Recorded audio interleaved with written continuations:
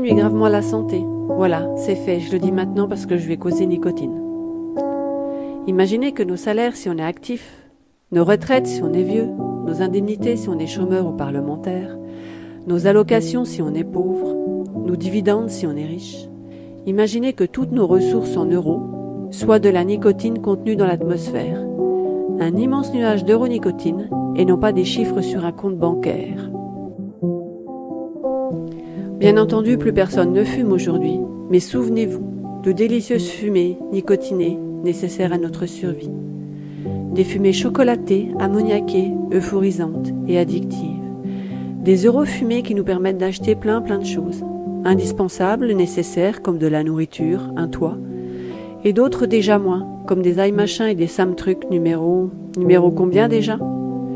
Des vélos, une voiture, un avion, une barque, un yacht, toutes sortes de choses, toutes plus ou moins essentielles selon nos besoins, nos envies et notre degré d'addiction.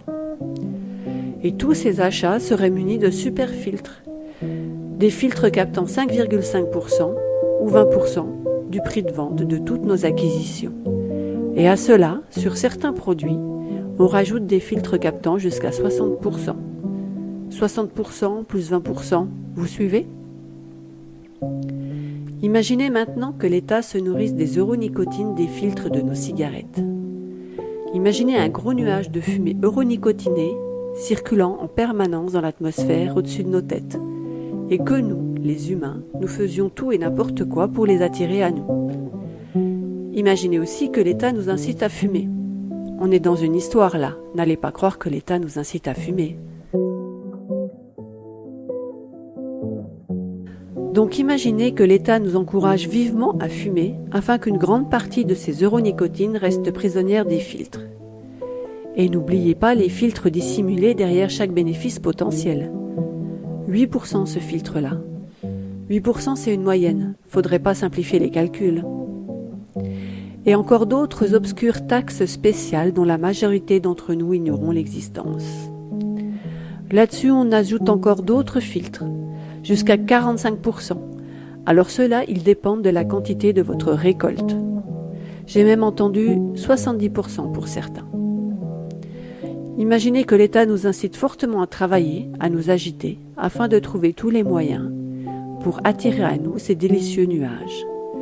Enfin, imaginez que l'État nous interdise de fumer sans filtre. Alors là, je ne sais pas si on est toujours dans une histoire. Et imaginez que l'État traque tous les filtres. Alors là, je crois que l'on n'est plus du tout dans une histoire. Donc l'État traque tous les filtres pour en réinjecter les délicieuses substances euronicotinées dans de nouveaux nuages.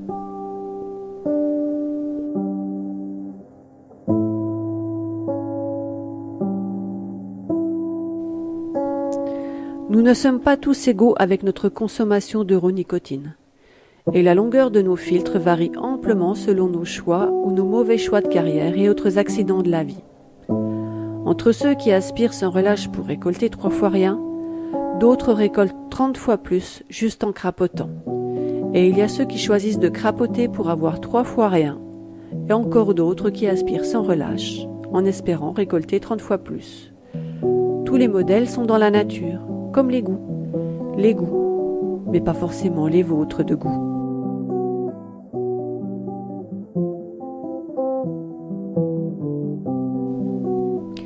Nous sommes également invités à participer à diverses élections afin d'orienter la redistribution du contenu des filtres euronicotinés.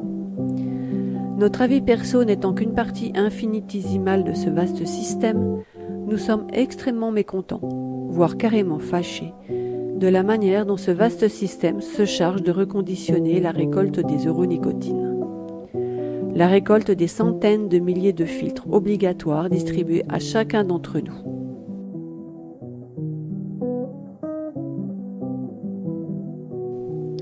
Nous errons tous autour de ce vaste nuage qui se balade de compte en compte selon des circuits complexes et confus, afin de récolter notre dû, avant d'en reverser le pourcentage réglementaire à notre cher État. Des responsables nous devons trouver, afin d'évacuer nos aigreurs, nos trop-pleins de colère. Et les troupeaux de boucs émissaires, vous les voyez venir? Des boucs pour y déverser notre bile. Il y a les opposés habituels. Patrons ouvriers, ultra-riches hyper-pauvres, feignasses opportunistes, décroissants fashion victimes, libertaires moralisateurs, etc., etc. Et tout cela dérive au gré des courants parfois contraires qui s'entrechoquent. Jeunes, vieux, gros, maigres, skin, rasta, noir, blanc, jaune, rouge, feuge, rebeu, et autres diverses castes. Impossible d'en faire la liste complète. Les troupeaux de boucs émissaires sont bien présents. Combien en avez-vous adopté? Et vous, n'êtes-vous pas le bouc de quelqu'un d'autre? Ne sommes-nous pas tous le bouc d'un autre? Un bouc qui fume?